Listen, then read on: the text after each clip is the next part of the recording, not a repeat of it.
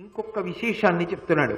మాలకరి పుష్పములు కోయుమాట్కి తేటి పువ్వుదేనియ గునియడు పోల్కి నిదురు కందకొండగ కొనున్నది కార్యఫలము బొగ్గులకు పోలే మొదలంట పొడువదనదు. అద్భుతమైనటువంటి ఉపమానములు రెండింటిని ప్రయోగించాడు. ఇందులో అంటున్నాడు, ఒక కార్యమును సాధించుట, ఒక పనిని సాధించుకోవాలి అంటే దానికి చేసే ప్రయత్నం ఎలా ఉండాలి చెప్తున్నాడు విదురుడు. మొదటిది మాలకరి పుష్పములు కోయుమార్కి. లోకంలో తోటమాలి అని ఒకడు ఉంటాడు. ఆ తోటమాలి పని ఏమిటి? పుష్పవనాన్నంతటినీ కూడా సంరక్షిస్తూ ఉంటాడు. ఆయనకి తెలుసు, ఒక్క పువ్వు పుయ్యాలి అంటే దాని వెనక ఎంత కష్టం ఉంటుందో తెలుసు. ఒక మొక్క వేసి చీడాపీడా లేకుండా సంరక్షించి కాపాడి పెద్దదై మొగ్గ తొడిగి అది పువ్వు పూస్తే అందులో కొన్ని గుత్తులు గుత్తులుగా పూస్తాయి.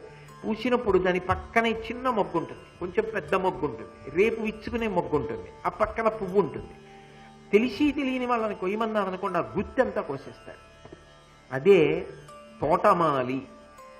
ఆయనైతే ఒక మొక్క పువ్వు పుయ్యడం వెనక ఉన్న కష్టం ఏమిటో, అలా రక్షించడం ఏమిటో తెలుసు. ఉడుపుగా ఒక ఆకు రాలకుండా, ఒక మొగ్గ కింద పడిపోకుండా ఆ పువ్వునొక్కదాన్ని చాలా అందంగా కోస్తాడు.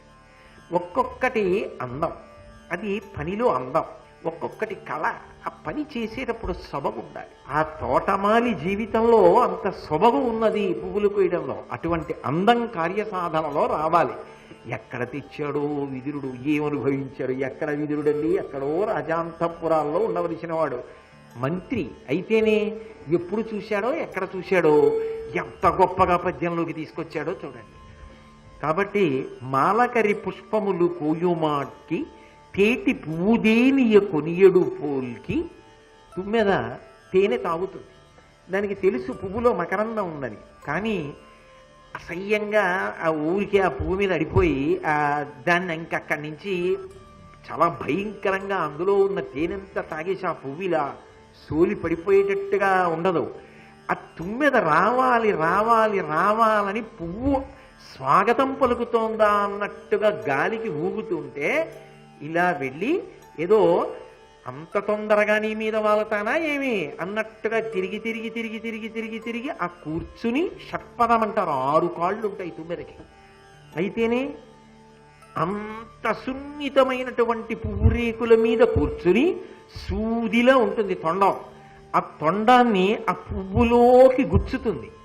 గుచ్చి అందులో ఉన్నటువంటి ఇంత చుక్క తేనె ఉంటుంది. ఆ ఒక్క చుక్క తేనెని జుర్రం లాగి మళ్ళీ తొండాన్ని బయటికి తీసి ఏదో ఎగిరిపోయేటప్పుడు కన్నం కూడా పడదు, చక్కగా ఎగిరిపోతే వీట్కోలు పలికినట్టుగా పువ్వు ఊగితే పువ్వులో ఉన్న మకరందాన్ని అంత సౌకుమార్యంగా తీసుకోగలిగిన తుమ్మెద యొక్క లక్షణం కార్యంలో ఉండాలి. ఓ పుస్తకం తీస్తే అలా ఉండాలి, చదివితే అలా ఉండాలి, వ్రాస్తే అలా ఉండాలి, మాట్లాడితే అలా ఉండాలి, నేర్చుకుంటే అలా ఉండాలి, అభ్యసిస్తే అలా ఉండాలి, నడిస్తే అలా ఉండాలి, కూర్చుంటే అలా ఉండాలి, సాధన చేస్తే ఏదైనా వస్తుంది. అది రాశీభూతమైన అందం. అది ఒక రామచంద్ర ప్రభు, రాముడు నడిచాడనుకోండి, అది సౌందర్యం, అది సీతమ్మ సౌందర్యం. అది బాహ్యమైన అందం కాదు, అసలు ఆ నడవడిలో, ఆ పని చేసే విధానంలో అందం అలా ఉంటుంది. కార్యం చేసేటప్పుడు అంటే ఏ పని చేసినా అలా ఉండాలి. కాబట్టి ఏ పని చేస్తున్నారు కాదు, అది చిన్నది కానివ్వండి పెద్దది కానివ్వండి, ఆ చేసే పని అంత అందంగా ఉండాలి. ఎంత గొప్ప ఉపమానాలు వేశాడండి.